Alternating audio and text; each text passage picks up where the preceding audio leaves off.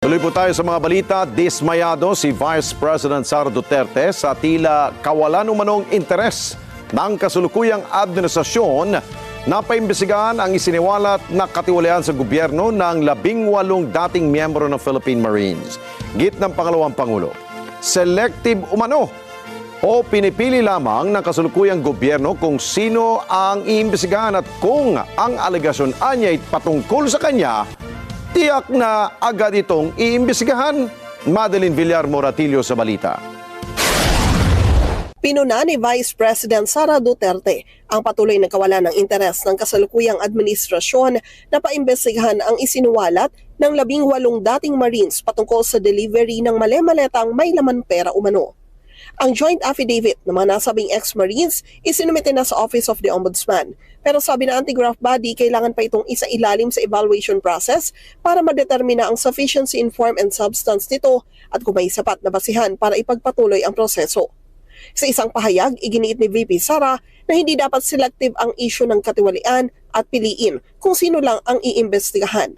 Ang peraan niya ng bayan hindi dapat inilalagay sa maleta at ang katotohanan hindi niya dapat inilalagay sa katahimikan. Muli namang inulit ng Vice Presidente ang paghanga sa tapang ng mga ito na naglakas loob magsalita. Dismayado rin ang Vice Presidente na kapag ang paratang o aligasyon ay patungkol sa kanya, agad iniimbestigahan. Ang Malacanang hindi kumbinsido sa pahayag ng ex-Marines. Paulit-ulit na kasinungalingan laban sa Pangulo. Lousy script. Hindi pang award-winning. Hindi malinis. Una na rin sinabi ni Palace Press Officer Undersecretary Claire Castro ang pagdududa na merong nasa likod ng mga ito. Siguro dapat malaman nyo kung sino ba yung may-ari ng sasakyan na siyang sumundo sa kanila matapos ang press briefing or press con nila. So, paulit-ulit na kasinungalingan. Pangamba naman ni Senator Panfilo Lacson, chairman ng Senate Blue Ribbon Committee, kung iimbestigahan ang isinuwalat ng ex-Marines, baka mauwi lang sa circus ang pagdinig. Hindi rin kumbinsido ang senador sa testimonya ng mga ito patungkol sa sinasabing delivery ng higit 800 metriko tonelada ng perang papel.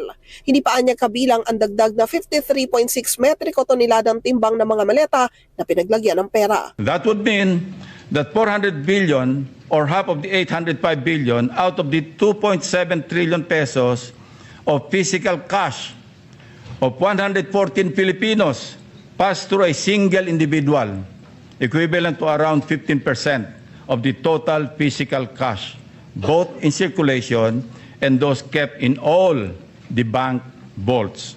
I raise this question to ensure that the testimonies withstand established facts and logic before we even invite them to testify before the Senate Blue Ribbon Committee.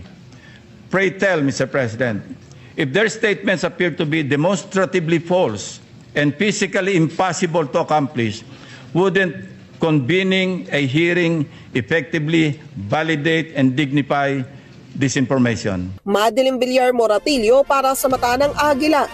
Matatag, matapang, matapat.